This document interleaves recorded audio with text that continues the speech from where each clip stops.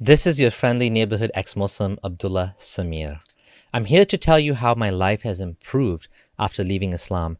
I made a short version of this video for EXMNA on how I am awesome without Allah that could fit in a tweet, and I wanted to make a longer one with more details, one that really digs into how wonderful life is without this merciful yet not so merciful God in my life. You see, to me, this hits really close to home. My life has improved exponentially after leaving Islam. Leaving Islam was like leaving a dark cave. When I left Islam, I experienced a sort of mental relief. Like a weight had been lifted off my shoulders. No more guilt and fretting and worrying about some God in the sky that'll get angry if you say or do the wrong thing. Wrong in quotation marks. No more cognitive dissonance trying to balance Islamic teachings versus what feels right to me. No more trying to make sense out of nonsense.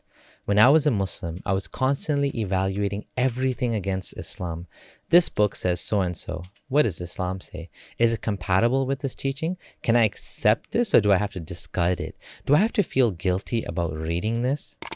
I can now read whatever book I want. I can pick up The Selfish Gene, which beautifully explains evolutionary stable strategies, or read A Short History of Nearly Everything that explains how we humans over history gradually improved a model of our world, and how scientific discoveries clicked in so beautifully together. I need not worry about whether it's against Islam to learn such things, whether it'll corrupt my iman or misguide me to learn about real science. Not this Adam and Eve nonsense, but a real human history. Islam is full of ludicrous beliefs, but I didn't want to admit that as a Muslim. A funny example: if someone asked me if I believed in ghosts, I would say I only believe in the Islamic jinns because they're real. Ghosts aren't real, but angels, Burak, heaven, hell, Gog and Magog, Allah's throne on water, Satan, shooting stars that chase the devils, ants that talk to each other, animals all going on a boat together, Moses splitting the sea, and so on are all real. None of this is real. It's all made up fables, and I can finally admit that, and it sits well in my mind. Much better than trying to reconcile a God that was one day incredibly involved and then all of a sudden completely absent. I save so much time too.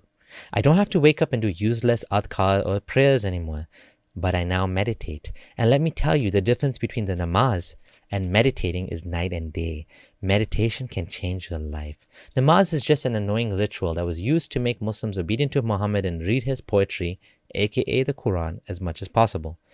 Financially, life has improved dramatically. I'm no longer encumbered by the Islamic ban on interest, and one of the first things I did when leaving Islam was to buy a home, my own home for my family. And if I die, my life insurance policy, also haram, ensures that the house is paid off and they will not want for anything. Isn't this a million times better than what I had before? Renting month to month and no real stability for my family. No more worrying about your kids getting corrupted by the public school system and forking out thousands of dollars for Islamic school. And yes, my kids still say Wallahi. Traveling has become so much easier too. The little things are so much easier. We don't have to worry about finding halal meat. We can eat wherever and whatever we want. Tried bacon? How about a sangria? Not a huge fan, but worth trying once. We don't have to find a place to do wudu and then find a place to pray every few hours. Not to mention, no more awkward washing your feet at the sink in the office anymore. No more wasted hours on Quran memorizing or reading 7th century nonsense that doesn't apply in today's world. No more trying to make sense out of hadith that never made sense, like kill the black dog, or drink in 3 gulps, or sleep on your right side, or put the fly in the drink if it falls in.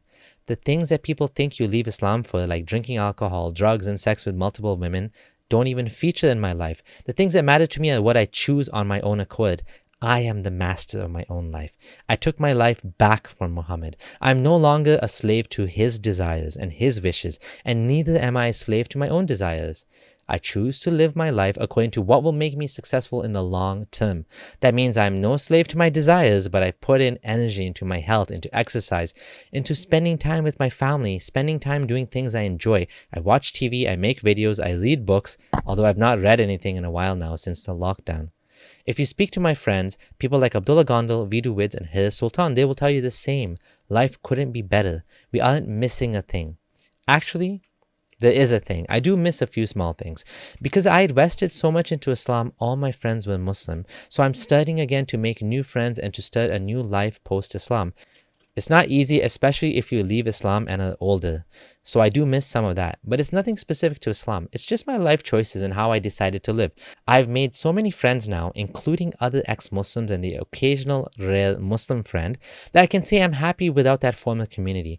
Not to mention, the same community includes friends of 10 plus years who wouldn't help me move homes simply because I write about Islam. So they still prioritize their God over people in their life. I don't want anything to do with people like that. That is how I am awesome without Allah. Thanks for watching. I wanted to say thank you to my patrons, all 80 of you, as well as people who donated via PayPal and other means. Thank you, Ilyas Qureshi. Thank you, John Stopman, and the rest of you who are anonymously helping. If you are new here, please consider subscribing. Click the thumbs up and leave a comment on how your life is awesome without Allah. This is your friendly neighborhood ex-Muslim Abdullah Samir signing out.